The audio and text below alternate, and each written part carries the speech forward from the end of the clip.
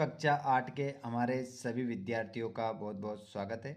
प्यारे बच्चों, जैसा कि आप सभी जानते हैं 8 दिसंबर को आप पेपर देने वाले हैं अपना अर्धवार्षिक परीक्षा का। और पेपर आपका जो होने वाला है वो बहुत ही शानदार, यहाँ पर मैं आपको पूरा सॉल्यूशन के माध्यम से बताने वाला हूँ। एक एक क्वेश्चन का आंसर हम देखेंगे।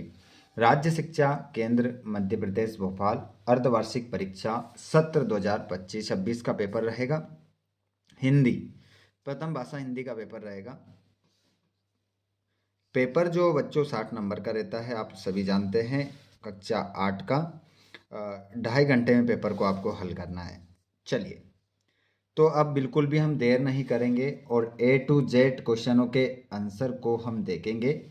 आप भी जल्दी से अगर चैनल पर पहली बार आएँ तो सब्सक्राइब कर लीजिएगा और घंटी बटन को ऑल पर कर लो, जिससे आने वाले वीडियो का नोटिफिकेशन आपको मिल जाएगा। बच्चों, क्वेश्चन क्रमांक आपका पहला है, पल पल पलटती बह झलकी छन छन छवि धारती, ये पंक्तियां किस कवि की है? माखनलाल चतुर्वेदी, श्रीधर पाठक, शिव मंगल सिंह सुमन, सूर्यकांत त्रिपाठी निराला। तो इसमें आपका जो करेक्ट आंसर हो जाएगा वो हो जाएगा श्रीधर पाठक। नेक्स्ट क्वेश्चन को देखेंगे आप। होश में आने के बाद मोहन की स्थिति क्यों बिगड़ने लगी थी?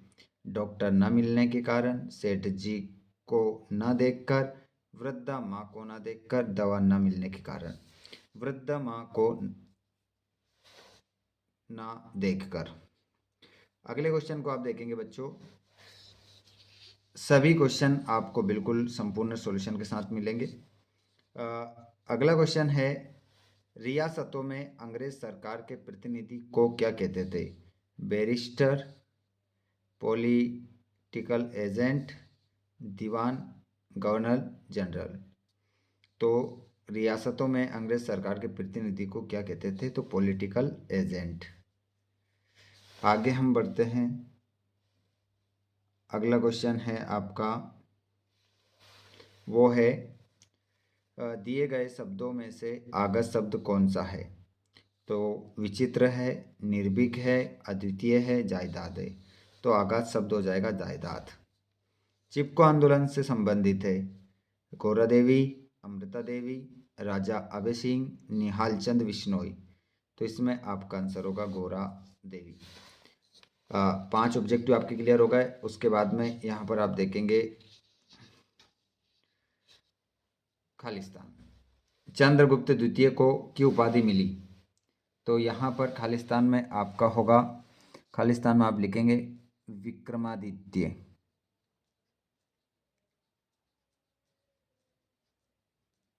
विक्रमादित्य की उपाधि मिली। चरण शब्द का तत्सम रूप है? तो चरण शब्द का तत्सम रूप क्या हो जाएगा? देखिए यहाँ पर चरण शब्द का तत्सम रूप हो जाएगा पाद। पटना शहर का पुराना नाम था, तो इसका हो जाएगा पाटलिपुत्र। इसका आंसर आप लगाएंगे पाटलिपुत्र। अमृता देवी के साथ शहीद विष्णुइयों की संख्या? तो इसमें आपका आंसर होगा 363। उपकार को न मानने वाला? तो उपकार को न मानने वाला कृतज्ञ कहलाता है और उपकार को मानने वाला कृतज्ञ कहलाता है। तो इसका आंसर होगा कृतज्ञ। इस प्रकार आप आंसर अपना इसमें कर लेंगे। उसके बाद में यहाँ पर आप देखेंगे, अब मैं क्वेश्चन बता देता हूँ फिर एक साथ आंसर हम देखेंगे। चंद्रगुप्त ने किस साम्राज्य की नींव रखी? ठीक है, तो आप सभी जानते हैं यहाँ पर किसकी जगह आप मौर्य साम्राज्य लिख देंगे तो भी आपका आंसर हो जाएगा मौर्य साम्राज्य। पर अभी हम आंसर लिखे हुए देख लेंगे। उसके बाद यहाँ पर आप देखेंगे क्वेश्चन, मोहनदास किसकी शिक्षा प्राप्त करने के लिए लंदन गए थे? कवि भारत में कौन सा मंत्र भरने की बात कर रहा है? भारत का सर्वोच्च नागरिक सम्मान संगीत के क्षेत्र में किसे दिया गया था? भट्ट शब्द का अर्थ क्या है? सभी जानते हैं योद्धा है।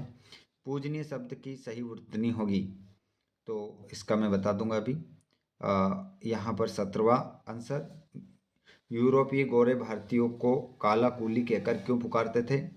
और रैदास ने भगवान से अपना संबंध स्थापित करते हुए किस किस से अपने को जोड़ा है? नर्मदा नदी के प्राकृतिक सौंदर्य का वर्णन अपने शब्दों में कीजिए। और राजा अभय सिंह ने पश्चाताप किस प्रकार किया? 3 नंबर क्वेश्चन है, स्थानांतरण प्रमाण पत्र टीसी का प्रार्थना पत्र यहाँ पर लिखना है प्रधान अध्यापक को। और यहाँ पर संधि विच्छेद करना है, तो संधि विच्छेद तो कर ही देता हूँ क्योंकि ये तो यहीं हो जाएगा। पुस्तकालय का हो जाएगा पुस्तक धन आलय, पुस्तक धन आलय। और संधि पूछे तो दीर्घ। दूसरा निरोग, तो इसका संधि विच्छेद होगा निधन रोग।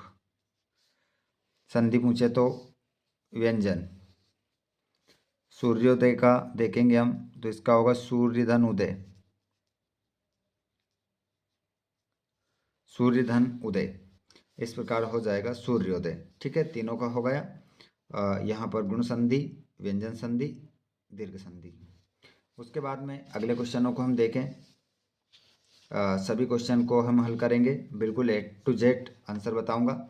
लेखिका ने जब चंद्रा को कार से उतरता देखा तो वे आश्चर्यचकित क्यों रह गई?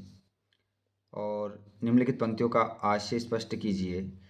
कौन देव बराय विरद हित हठी हठी उधम उधारे, सूरदास प्रभु काम धनु तज छेरी कौन दुहावे।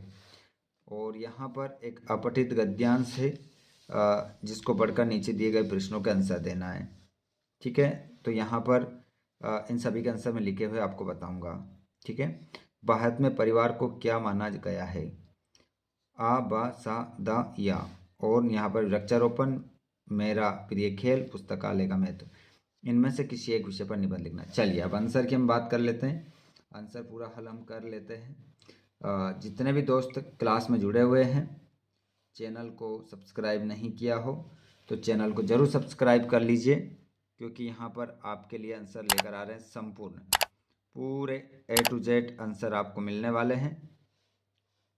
तो आप सभी जल्दी से एक बार अपने दोस्तों को शेयर कर दीजिए ताकि उनकी भी बेहतर तैयारी हो सके। इस चैनल के माध्यम से, ये आपका अपना YouTube चैनल है जिसमें आपको बेहतर तरीके से बताया जाता है हर एक चीज़ को, और आपके लिए मेहनत की जाती है ताकि आप अच्छे नंबरों के साथ उत्तीर्ण हो। चलो, तो यहाँ पर मैं बता देता हूँ आंसर। ये रहे आपके आंसर। और आंसर के लिए यहाँ पर फ्लैश थोड़ा बंद कर देते हैं। एक फ्लैश तो मैंने बंद कर दी है, लाइट चमक रही है, और लाइट को भी हम बंद करेंगे ताकि आपके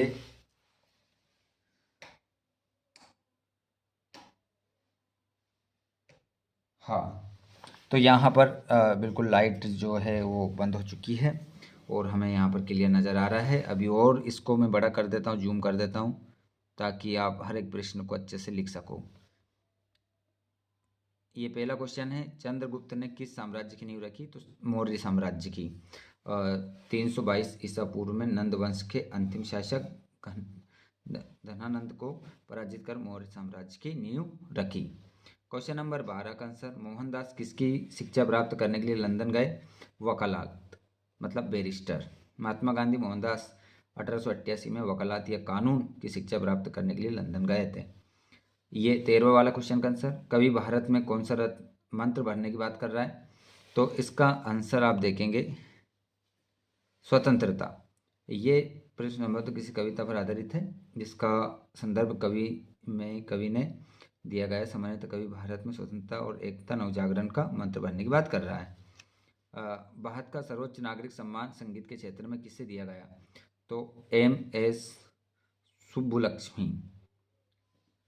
और भट्ट शब्द का अर्थ योद्धा या सैनिक। पूजनीय का शुद्ध वर्तनी पूजनीय होगा। और यूरोपीय गोरे भारतीयों को काला कूली कहकर क्यों पुकारते थे? तो क्योंकि वे भारतीयों को अपने से निम्न मानते थे और उन्हें शारीरिक श्रम करने वाले श्रमिक समझते थे। ये 18वें का आंसर, स्क्रीनशॉट ले लो। ये 19वें का, और ये 20वें का आंसर। ये 21 का एप्लीकेशन है।